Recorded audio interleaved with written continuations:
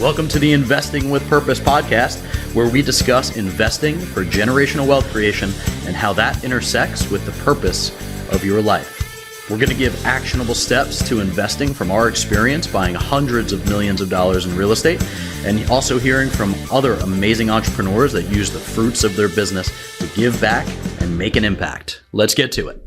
All right, Investing with Purpose Nation, thanks for joining me again. Happy Thanksgiving. It's last week was Thanksgiving. We had to spend some time with family. I hope you had a great time with your family and friends and got to wind down a little bit. Kids were off from school, so that's always fun to spend some extra time with them. We did a little golf clinic with the girls. It was a lot of fun. Lots to be grateful for this year. Lots to be grateful for in general, just being here in the United States, right? We have arguably one of the best run, best opportunistic societies in the world.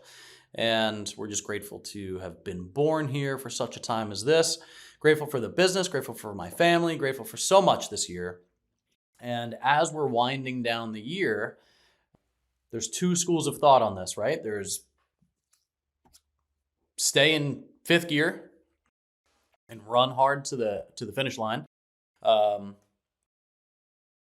There's the kind of sit back and relax and the year's over and let's start planning for next year. And then there's a combination of both, which is kind of what we are doing. So we finally, we've been working on this fund and fund documentation for a long time. I think we've been talking about this over the last couple of months. And so it's a difficult process to start a fund like this. And you learn a lot throughout the process, but finally got all the paperwork done, bringing investors into the fund. And we have two deals that we're still going to close out by the end of this year, which is an 84 unit in Columbus, Ohio, and then wait for it, 984 unit in Brandon, which is just outside of Tampa, Florida.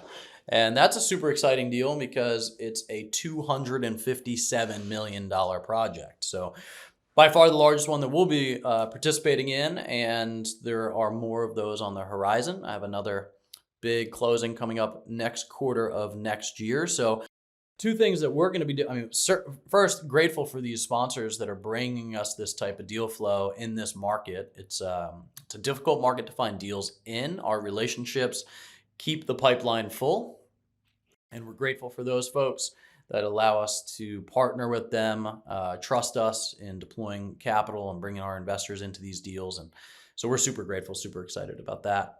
That being said, a lot of work to do, right? Still got to bring in all this capital for these deals and get ready for the next year and throw a killer Christmas party for our people. So there's a couple of really good things going on. So what do we do towards the end of the year like this? Once Thanksgiving hits, we do a couple of things, and I'd love to share with you about what I personally do and what the team personally does. Is number one, we start to do a year look back, right? We like to do a full year, what went right, what went wrong, what will we do different next year, so that we are analyzing our experiences. John Maxwell says it's not experience that's the greatest teacher, evaluated experience is.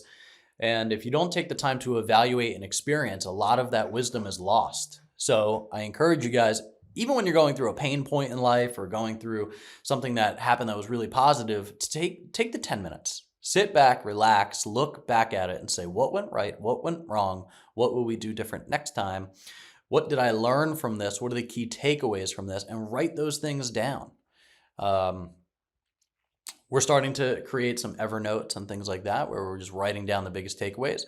I have a good buddy of mine who, at the end of every year, he goes back and he updates this list, but it's basically these life lessons that he has, of when to be on the lookout for recessions and how to help his marriage and just all these life lessons, right? So we like to do that. We like to have a year look back beginning just about now, in the beginning of December, end of November, to start looking back and analyzing, okay, what happened and how'd it go? And then we start mapping out the plan for next year, meaning, are there new hires? What are the acquisition targets? What are the SWOT assessments that we need to do, right? Strengths, weaknesses, opportunities, threats. what like interest rate volatility right now would be considered both an opportunity and a threat to us, meaning it can threaten a deal that you do because you're not refinancing or you don't know where you're going to refinance when you do a deal.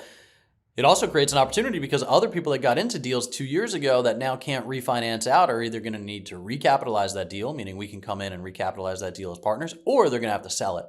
And that'll create some opportunities. So we're excited about this environment. We know that being cashed up and having money in the fund and being able to execute on opportunistic type of deals is going to really help the fund produce outsized returns over the next couple of years. Also have to be careful, right? You got to watch out for those threats. So that's what we're going to be doing. So we have these 2 deals closing. We're looking forward to next year. What does that look like? What are the quarterly rocks? What are the annualized goals? And then that breaks out into weekly scorecards. Also really exciting this week, we hired our full-time analyst and asset manager, Dylan. Dylan comes to us with a long history of real estate investment experience from some really large institutional firms around the world.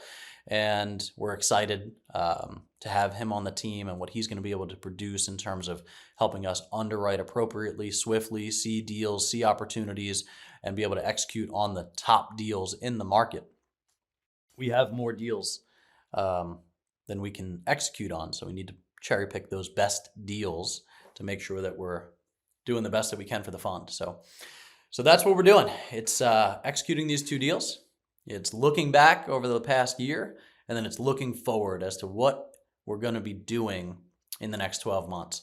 So how do you do that, right? So what we always look at is a 1-year target, and that is both acquisitions and revenue. If you're a business owner, you can do these types of year-long plannings. I highly suggest it because your 1-year target will then break into quarterly goals, which will then break into monthly goals, which will then break into weekly goals. And what is measured is what matters. So if you can measure the steps along the way of weekly successes, then you can celebrate those wins with your team, and you can pivot when things aren't going the way that you expected them to go. So over the next 4 weeks, the team is going to be really digging into, all right, how are we executing over this next year? And what types of deals are we doing? How much capital are we going to deploy? And what kind of impact are we looking to make on the world in the next year, right? If we give a percentage of every deal through the company to our donor advised fund, what organizations are we looking to support? What impact are they having? What urgent needs do we not suspect is going to come up? And what does the cash flow look like from the corporate side? And then how does that relate to our giving side? So one thing I love about our business is that a couple of years ago, we stopped talking about income goals and we started talking about giving goals. And now we're talking about sustainable giving goals. How do we give in a sustainable manner so that the nonprofits that we support, we get to continue to support and add to it? So if you have $100,000 that you're going to give away and you give that $100,000 away, now you have to start from square one, right? Just like our transactional residential flip business, where we were flipping a property and then we'd make money and then we'd have to go get another property. Same thing with our donor advised fund. So now we're starting to think legacy. How are we creating a 100-year plan for the donor advised fund? How are we going to fund that even after we're all long gone, even after we decide to stop doing deals?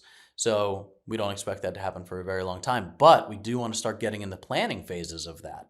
And this is all was predicated on the fact that I wanted to do that in my family. How do I leave a legacy for my kids? How do I have a 100-year legacy plan for my family name, and what our impact is going to be on the world? And then, of course, that rolled right into the business and right into the donor advised fund. How are we going to continually fund the donor advised fund to fund these nonprofits even when we don't have the next deal in the pipeline? So we're thinking through that. I hope you guys are thinking through that at the end of the year. The end of the year, I think, is a special time because there's always a reset kind of mindset, and you can look back and you can look forward and you can start to make some plans. And every day is anew as you start moving towards the end of the year. So anyway, guys, thank you for tuning in. This is the Investing with Purpose podcast. Like, share, leave a review. See ya. Thanks for listening to the Free from Wall Street podcast. If you like what you hear, leave us a rating and review and let us know what you think.